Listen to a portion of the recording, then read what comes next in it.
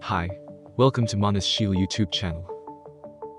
Before we start, kindly subscribe to my YouTube channel. Thank you. Let's start the video. If you haven't watched the previous video, I'll link it in the description box, or you can click here. Tensura Volume 20. Chapter 1. The First Battle. Gabyu and Ranga Unification.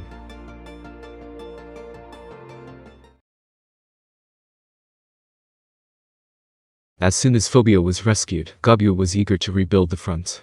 Under Benamer's guidance, Gabyu has developed into a first-rate commander. In the large-scale combat training in the labyrinth, she is able to train in all kinds of gruesome tactics, and is far more experienced than any tactician.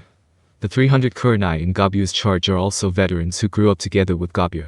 They did not need to be ordered by Gabyu to take the best course of action. Although there were only a few reinforcements in number, the situation of the war was greatly improved. And again, the presence or absence of a commander can affect the war situation by itself. With Phobia's return to the front in her command, the flying cavalry regained its vigor.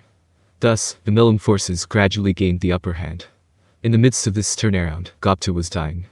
Pili, whom he faced, was an unbelievably bad guy.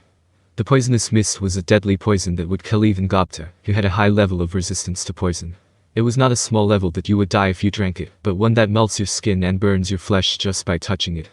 The slightest contact with the skin caused extreme pain. Thanks to this, Gabyu realized the danger of the poisonous mist.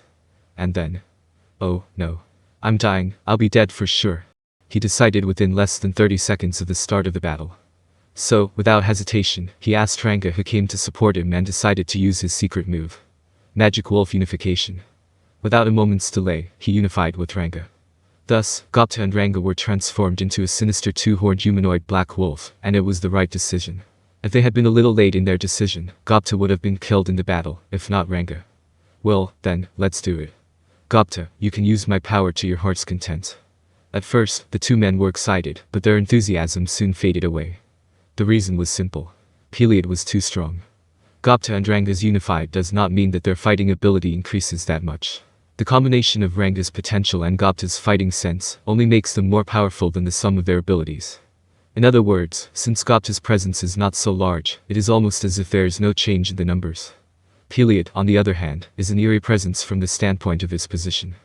Its existence value was 6.8 million, more than 15 times larger than that of unified Gabyu and Ranga, and was the second largest after Zess. Not only that, she is an extraordinary spatialist who can reflect even Carrera's Abyss Annihilation. Even with her backhand, she was far superior to Carrera's Abyss Annihilation. The reason why they were not defeated immediately was that Gabyu and his team were good at physical close combat, while Pili was good at magical mid-range and long-range combat. Therefore, from the beginning of the battle until now, Gabyu had been in a tense situation where they could not relax. Thanks to the fact that they barely maintained the distance that they were good at, they were able to play a reasonably close game.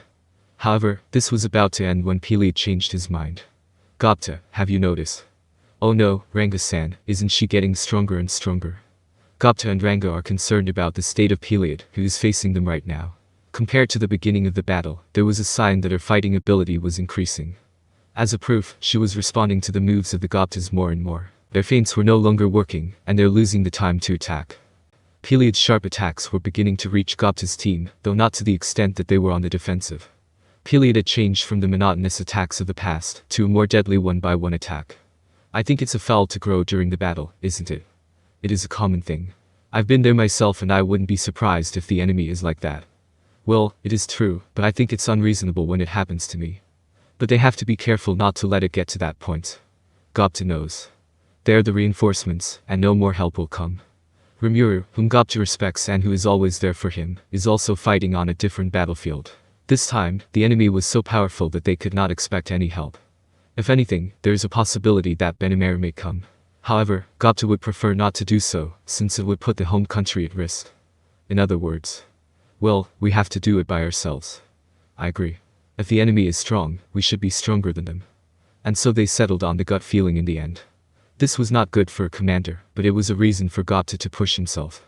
As the saying goes, a backwater position, and for Gabyu, who was always on the run, a situation in which he could not run away, helped him to push himself harder. From here on, I'm going to fight in the short term.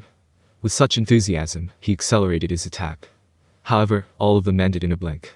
He even launched a two-stage attack, Dance with Wolves, to taunt Pili, and at the same time, he unleashed a special attack, Apocalypse Howling, in a desperate attempt to win.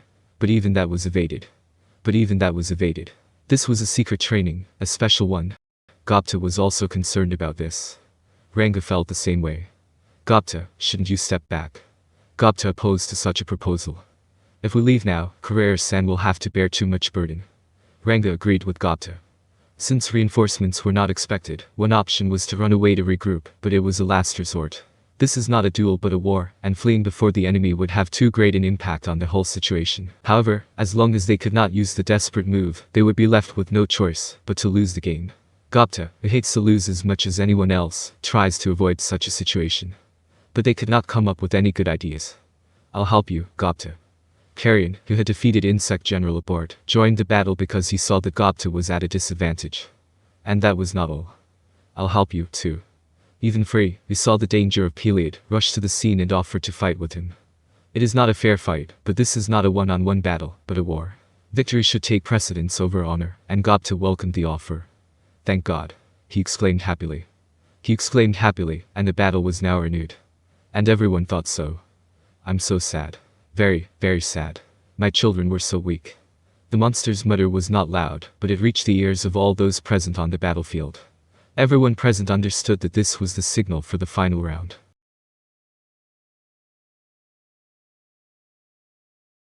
Carrera was fighting an evenly matched battle against Zess, the leader of the Insect General. Although Zess was a strong opponent, he was not an opponent that Carrera could not win. He was a good opponent and enjoyed the fight. Carrera showed off her recently acquired skills.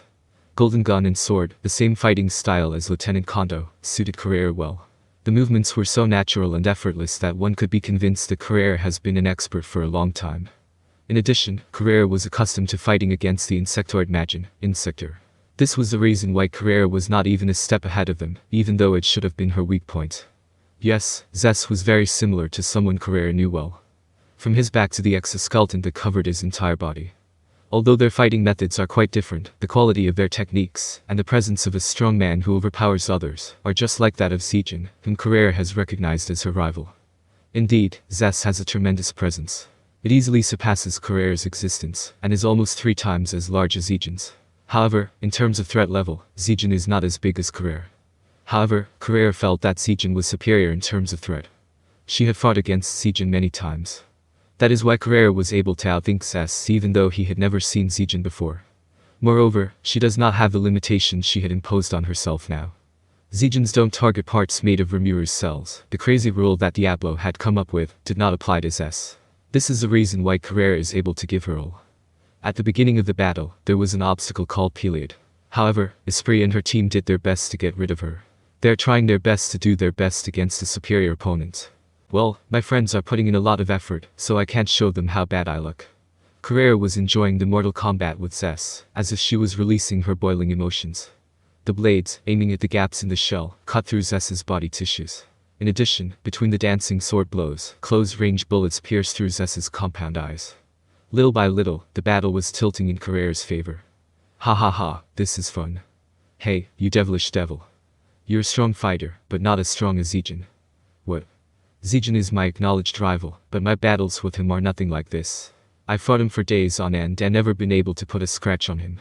That's true. Even with the rules that don't make sense, Zijin's strength is extraordinary. Zess is indeed strong, but Carrera's attacks were hitting him several times. Carrera was convinced that if they continued the battle, she would surely win. So what? That means you're weaker than me. Nonsense. Then I'll show you how serious I am. Carrera's words were enough to win Zess's pride. Converting his anger into energy, Zess turned his murderous intent on Carrera. Anyone below A rank could be killed with just a glance.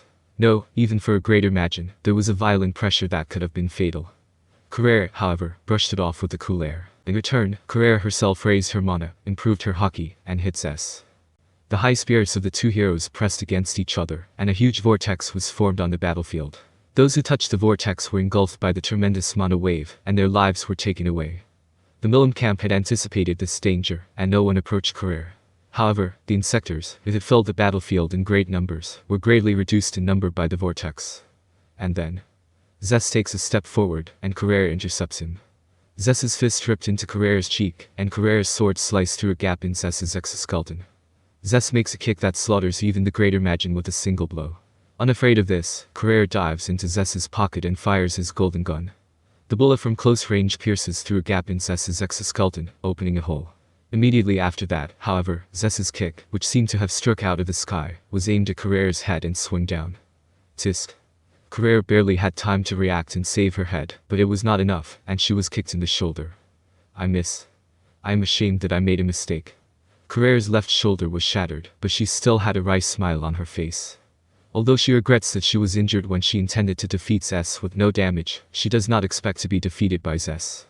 After several hours of battle, Carrera had seen through Zess's habits. Nevertheless, Zess's power was real, and Carrera would be defeated if she was not careful. She had to accumulate damage little by little to ensure victory. Carrera stares down at Zess with an imposing look. Her uniform is torn at the shoulder, revealing her white skin. Yes.